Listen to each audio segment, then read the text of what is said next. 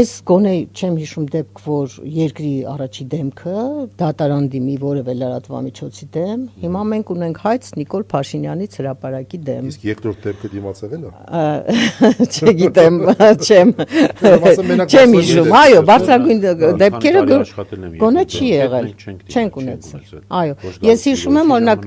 Գալուստ Սահակյան կար, որին մենք